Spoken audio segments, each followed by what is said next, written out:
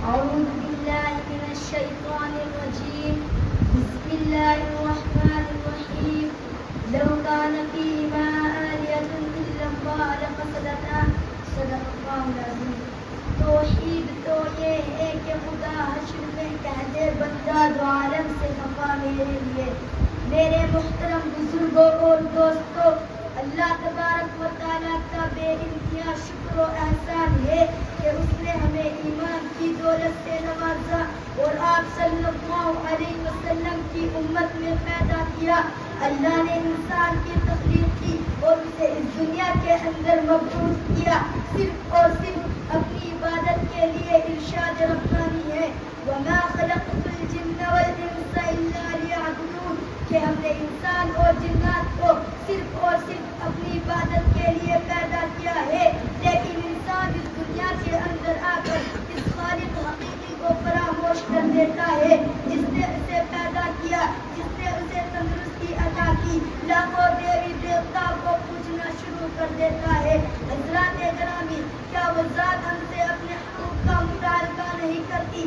کیا کبھی ہم نے یہ سوچا ہے کہ اس کے وہ حقوق جو ہم پر عائد ہوتے ہیں ہم نے ان کو کیوں ادا نہیں کیا؟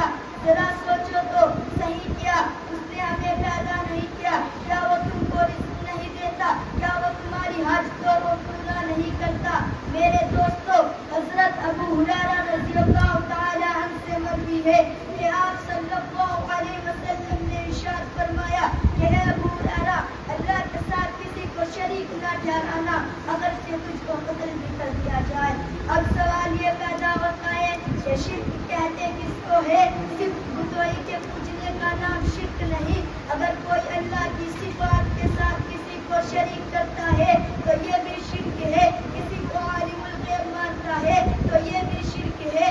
کسی کو حاجت روا مانتا ہے تو یہ بھی شرک ہے. کسی کو مشکل کشا مانتا ہے تو یہ بھی شرک ہے. کسی کو اولاد دینے والا مانتا ہے تو یہ بھی شرک ہے. کسی کو بگڑی بنانے والا مانتا ہے تو یہ بھی شرک ہے. مگر افسوس افسوس، آج کے ان نامنہاد مسلمانوں پر جو شرک میں اتنے سخت ہے کہ ڈوبتی ہوئی کشتی پر بھی بیٹھ کر کہتے تھے معین الدین چشتی لگا دے پار کشتی. کسی شاعر نے کیا ہی خوب کہا ہے، کرے گر گیا گر تو بوجھا تو کاٹے، جو ٹھہرائے بیٹا خدا اپنا بتا کے، جنتے آب کر بہر سجدہ کو کافر، خواتین میں گارے کرشمہ کو کافر.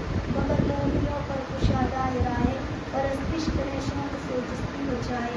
واخر دعوانا